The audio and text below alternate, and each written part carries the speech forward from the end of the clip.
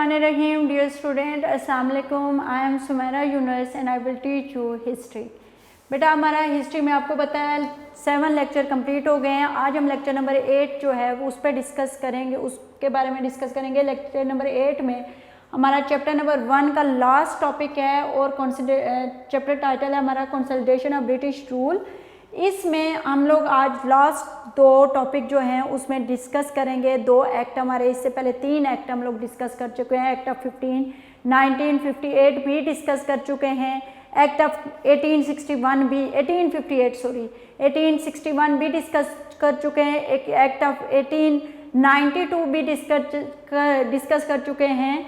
तो अब हम 20th ईरा में आते हैं तो हम एक्ट ऑफ 1909 डिस्कस करेंगे और इसके बाद 1919 खैर इंडियन कौंसिल एक्ट 1909 को डिस्कस करने से पहले मैं आपको ये बताऊं कि इस एक्ट तक बहुत सारी रेवोल्यूशंस जो हैं वो आ चुकी थी। अब इंडियंस जो हैं उसमें चाहे हिंदू थे चाहे मुस्लिम थे वो काफ़ी ज़्यादा तेज़ हो गए थे।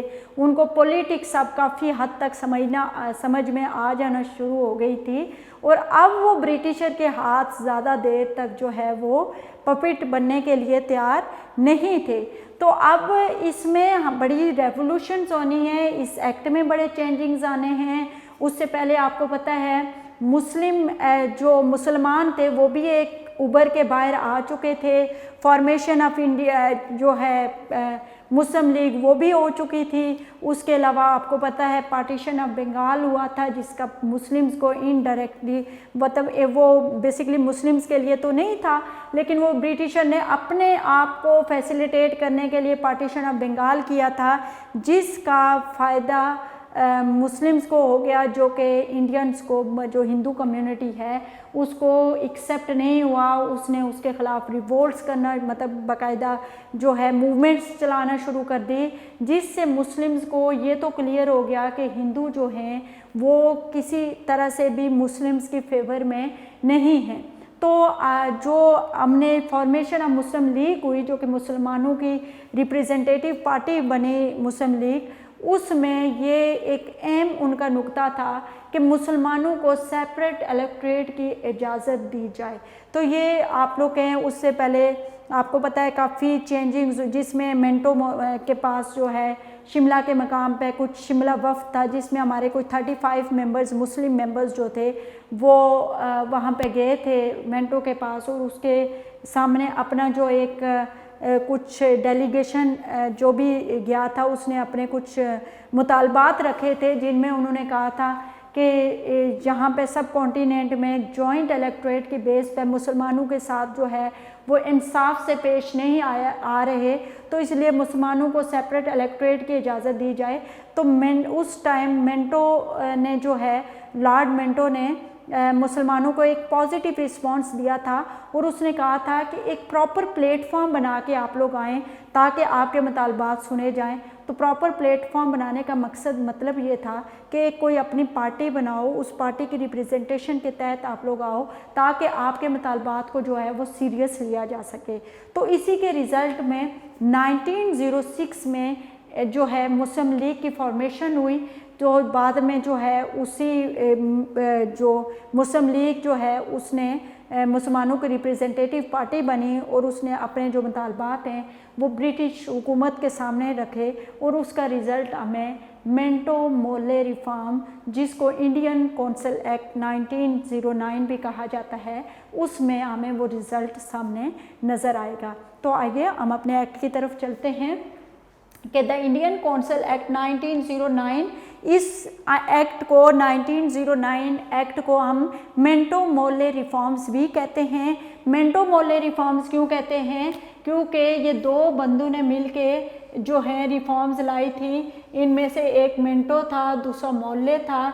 मिंटो उस टाइम, मोर्ले कौन था? सेक्रेटरी ऑफ द स्टेट था।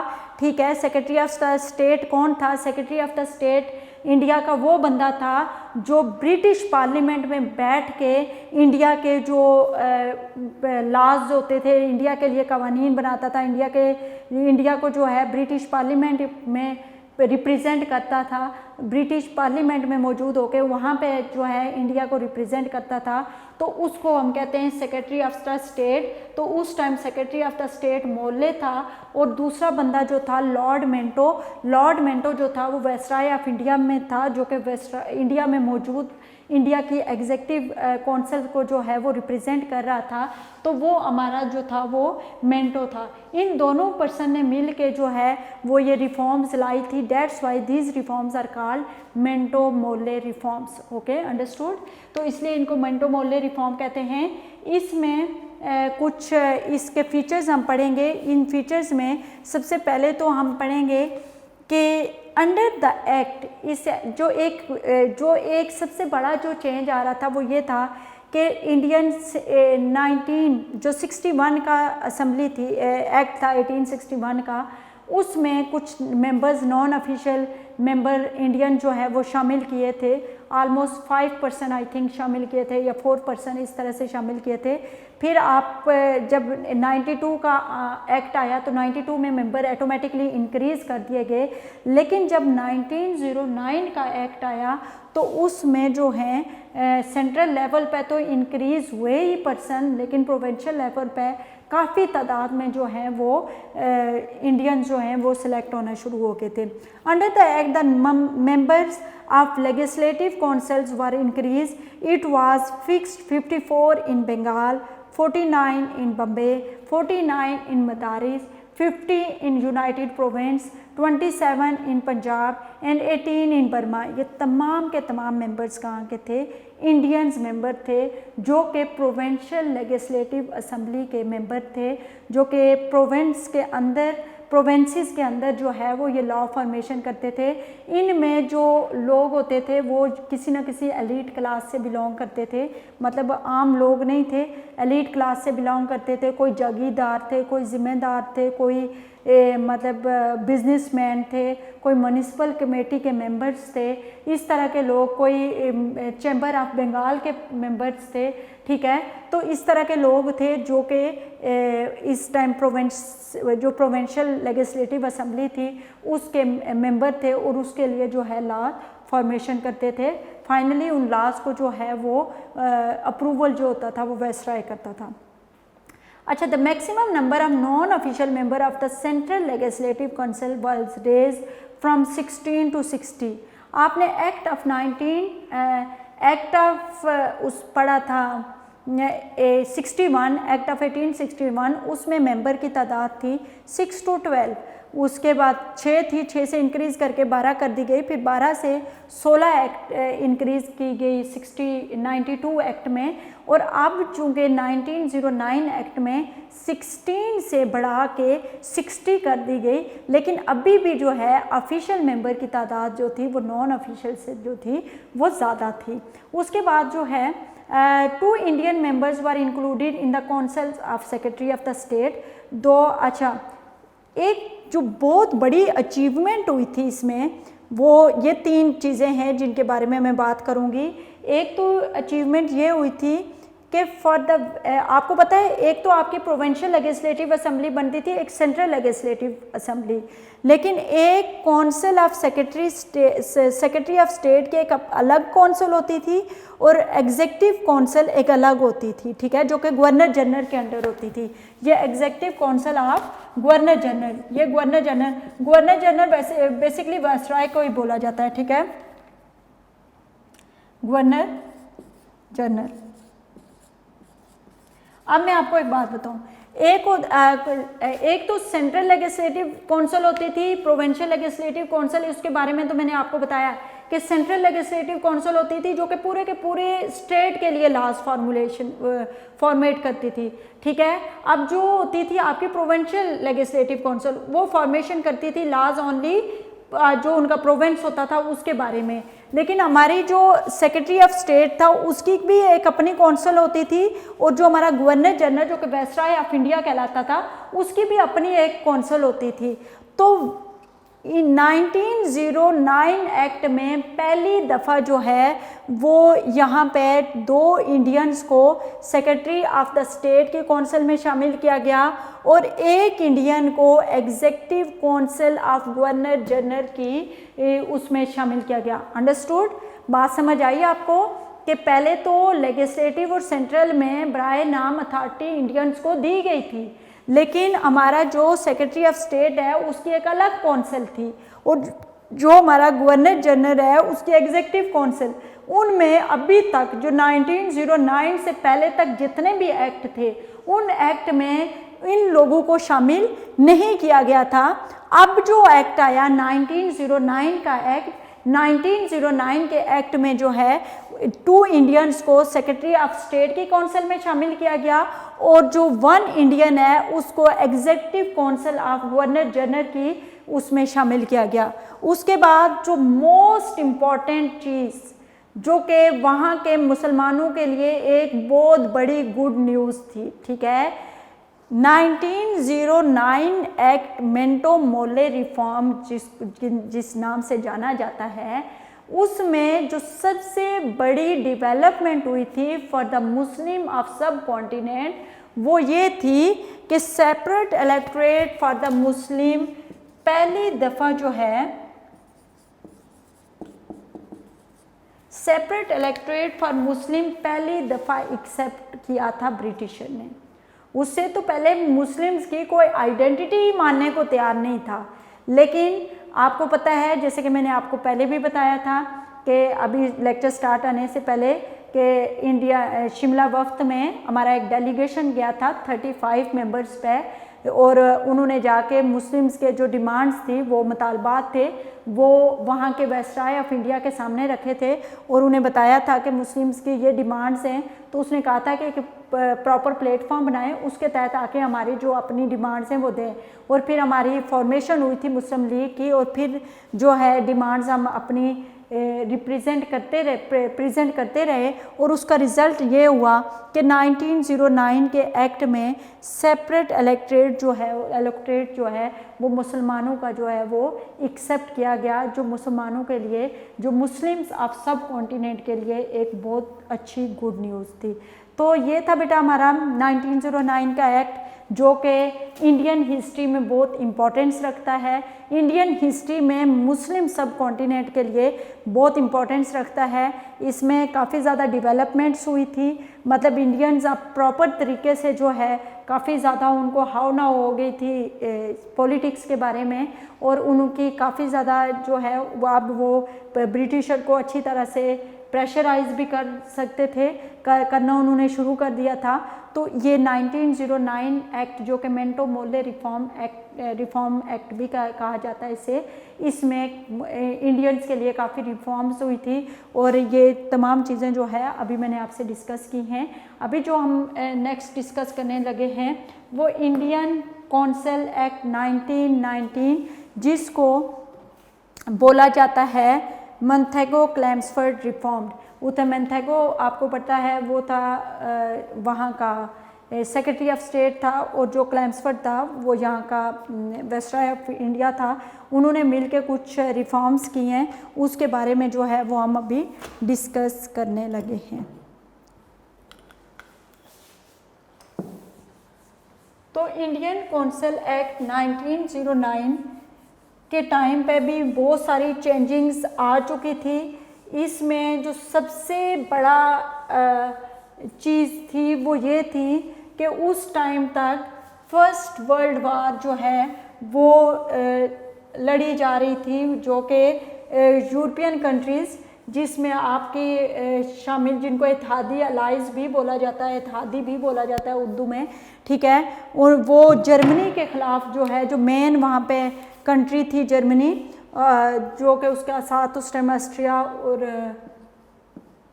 दे रहे थे, वो उसके ख़िलाफ़ जो है इनका एक वर्ल्ड वार 2 जो है, वर्ल्ड वार 1 जो कि 1913 से स्टार्ट हुई और ऑलमोस्ट 1919 में जाके ये ख़त्म हुई है। तो ये जंग जो थी वो जारी थी 1919 में या 1920 223 में जाके इसका जो है कंप्लीट ख़त्मा हुआ है। तो इस के हवाले से हम बात करना चाहेंगे कि ये क्या था।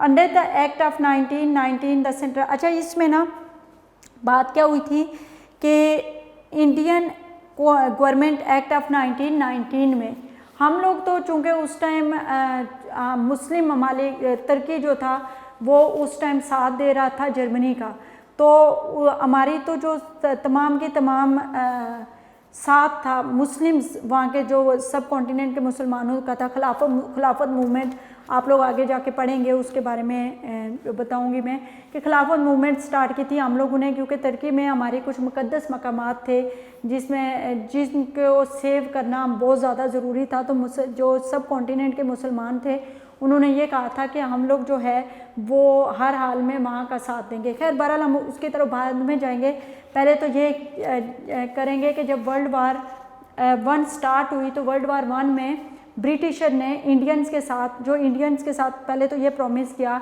कि हम इसके बाद इंडियंस के लिए एक बहुत बड़ा तोहफ़ा है, उनको एक बहुत बड़ा सरप्राइज़ देंगे, मतलब उनके अच्छे के लिए हम उनको बहुत ज़्यादा सरप्राइज़ देंगे। गांधी और दूसरे लीडर्स को ये लगा कि शायद वर्ल्ड वार 1 जीतने के बाद ब्रिटिशर जो है वो यहाँ से चले जाएँ, क्योंकि जर्मनी उस टाइम काफ़ी ज़्यादा ताकतवर भी था। तो इनका गांधी और दूसरे लीडर जो थे उनको ये था कि शायद ब्रिटिशर जीतने के बाद सरप्राइज़ ये देना चाहेंगे वो इंडिया को छोड़ के जाएँ। तो गांधी और दूसरे जो इंडियंस लीडर थे, हिंदू लीडर थे, उनको तो यही लगता था कि अगर हम किसी तरह से मुसलमानों को अपने साथ मिला लें, फॉर द टाइम बिंग हम ब्रिटिशर को यहाँ से निकाल लें, तो ब्रिटिशर जब जाएंगे तो हम मुस्लिम्स के ऊपर भी जो है वो हुकूमत करना शुरू कर देंगे, क्योंकि हम मेजॉरिटी में हैं और यहाँ पे जो है डेमोक्रेसी जो है वो इम्प्लीमेंट हो चुकी है। और डेमोक्रेसी का यही मतलब होता है कि जो मेजॉरिटी में पार्टी होती है उसी की जो है हुकूमत होगी यहाँ पर। खैर बहरहाल ये सारा सिस्टम चलता रहा। तो वर्ल्ड वार 2 का, और उसमें एंड में क्या हुआ कि ब्रिटिशर ने जो भी इंडियंस के साथ प्रोमिसेस किए थे, गांधी को समझ आ गई कि ब्रिटिशर उन प्रोमिसेस पे पूरा नहीं उतरेंगे, तो ब्रिटिश ने मुसलमानों को उबारा और ये खिलाफत मूवमेंट के लिए उबारा और उन्हें कहा कि हम प्रॉपर आप लोग का साथ देंगे। तो वो आपको पता है खिलाफत मूवमेंट में क्या हुआ, मुसलमानों ने अपना घर बार छोड़ के अफ़गानिस्तान की तरफ मूव करना शुरू कर दिया, लेकिन वहाँ अफ़गान हुकूमत ने उसको एक्सेप्ट नहीं किया, मुसलमानों को वापस आना पड़ा। इधर बहुत अपना सारा घर बार छोड़ के बच्चे स्कूल से निकाल के वो ले गए। जब वापस आए उधर अफ़गान हुकूमत ने भी उधर उन्हें नहीं जाने दिया। जब वो वापस आए तो यहाँ पे भी यहाँ तो सारा कुछ अपना बेच गए, तो यहाँ पे कैंप्स वगैरह लगा के बहुत ज़्यादा गुर्बत की लाइफ जो है वो फिर यहाँ पे गुजारने पे मजबूर हो गए। तो ये तमाम जो थी वो गांधी की एक आप लोग कहते हो कि चाल थी, जिसमें उसने मुसलमानों को सख्त नुकसान पहुँचाया। खैर मुसलमानों को काफ़ी हद तक समझ आ गई थी, लेकिन अब मेंटो मोले जो रिफॉर्म है, एक लॉ एंड ऑर्डर सिचुएशन उस टाइम इंडिया की सख्त डिस्टर्ब हो चुकी थी। लोगों का ब्रिटिशर के ऊपर से जो ट्रस्ट है वो कम्प्लीटली ख़त्म हो गया था। उन्हें पता चल गया कि पहले तो जब ब्रिटिशर आए और उन्होंने इंडियन गवर्नमेंट एक्ट 1919 में कहा कि जो ब्रिटिश इंडिया है, जब उन्होंने ब्रिटिश इंडिया का वर्ड यूज़ किया तो उसी टाइम तमाम इंडियंस को ये पता चल गया कि ब्रिटिशर यहाँ से जाने वाले नहीं हैं, वो अभी यहाँ से कहीं भी नहीं जा रहे, क्योंकि उन्होंने ब्रिटिश इंडिया का है, मीन कि वो पावर में हाई पोजीशन पे वो खुद ही रहेंगे। तो under the act of 1990 the central legislative are enlarged and reformed. अब जो सेंट्रल लेजिस्लेचर है उसको काफ़ी बढ़ा दिया गया, उसमें बहुत ज़्यादा इंडियंस को शामिल कर दिया गया और उसमें काफ़ी ज़्यादा इस्लाहात जो हैं वो कर दी। It become a bicameral legislature, ये बात समझने की है जो इसमें है, बाय कैमरल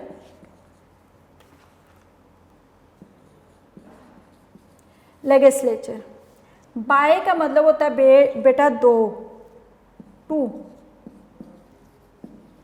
कि आपकी जो अब सेंट्रल हुकूमत होगी ना वो दो पार्ट में डिवाइड होगी, ठीक है। आपकी जो सेंट्रल लेजिस्लेचर है वो दो पार्ट में डिवाइड होगी। One is upper house and second is lower house. अब मैं आपको बताऊंगी कि सेंट्रल लेजिस्लेचर, ये अपर हाउस लोअर हाउस क्या होता है। अपने मुल्क को देख लो, पाकिस्तान को देख लो। पाकिस्तान में दो टाइप की गवर्नमेंट है, एक आपकी है सेंट्रल गवर्नमेंट, एक है प्रोविंशियल गवर्नमेंट। प्रोविंशियल गवर्नमेंट कौन सी होती है, जो सिर्फ प्रोविंस के अंदर के मैटर्स को देखती है और प्रोविंस के लिए जो है वो लॉज बनाती है। और सेंट्रल क्या है, जो पूरे के पूरे मुल्क के लिए लॉ फॉर्मेशन करती है, ठीक है।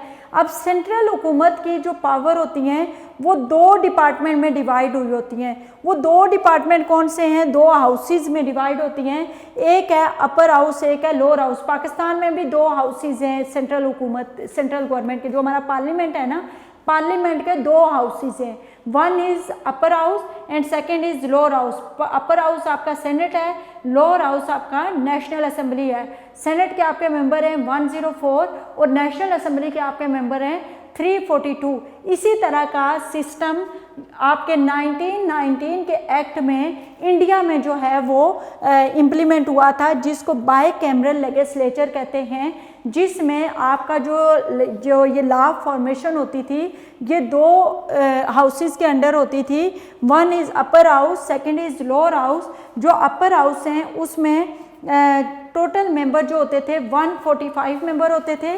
टोटल कितने आपके अपर हाउस में मेंबर होते थे, सॉरी लोअर हाउस में 145 टोटल मेंबर हैं, ठीक है। और इसमें से इलेक्टेड जो हैं, अब मैं आपको इलेक्टेड और सिलेक्टेड बताऊंगी। इलेक्टेड जो हैं वो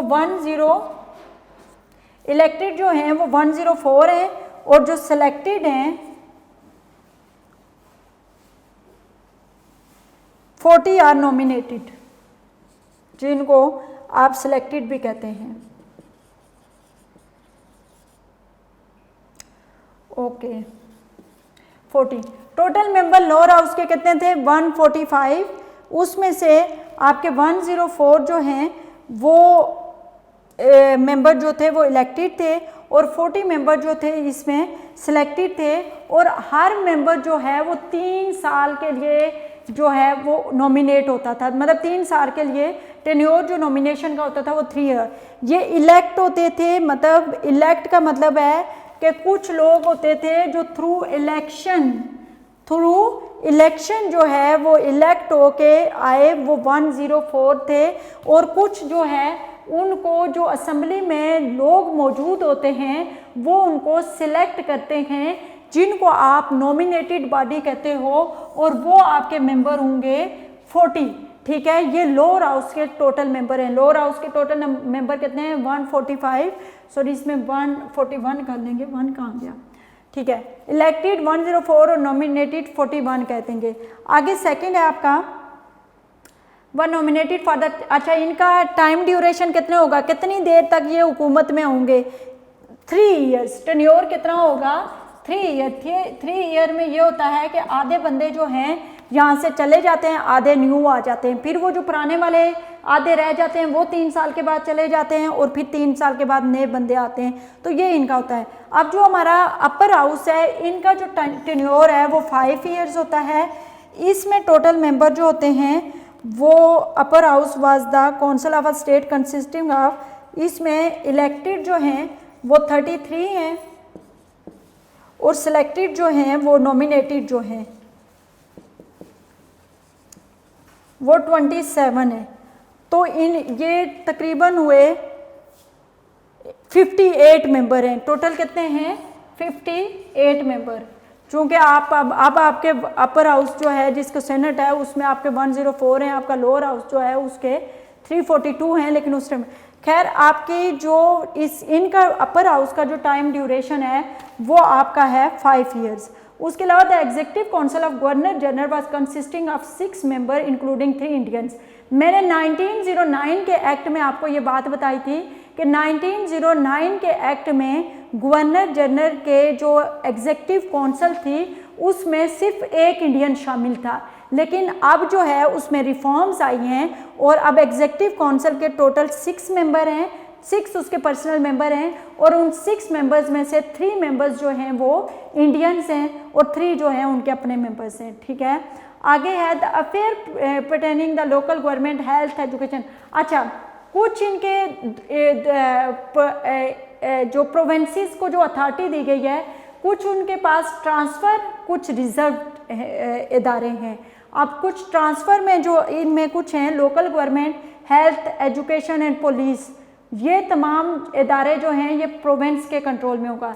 लेकिन जो इनका डिफेंस का मामला होगा, प्रोविंसेस का भी जो डिफेंस का मामला होगा, प्रोविंसेस का जो फाइनेंशियल इशू होगा, प्रोविंसेस का जो इसके अलावा रेलवे का, कम्युनिकेशन का जो इदारा होगा, ये तमाम इदारे किसके पास होंगे? सेंट्रल के पास उनकी पावर होगी। ठीक है, वो पावर डिवाइड है, सेंट्रल के पास इनकी पावर है। इनके पास कौन सी है? हेल्थ, एजुकेशन, उसके अलावा हेल्थ, एजुकेशन, पुलिस, ये तमाम जो लोकल गवर्नमेंट जो होती है, लोकल गवर्नमेंट बॉडी जो होती है, इनके काउंसलर वगैरह, नाजिम वगैरह, ये प्रोविंशियल असेंबली के पास होंगे।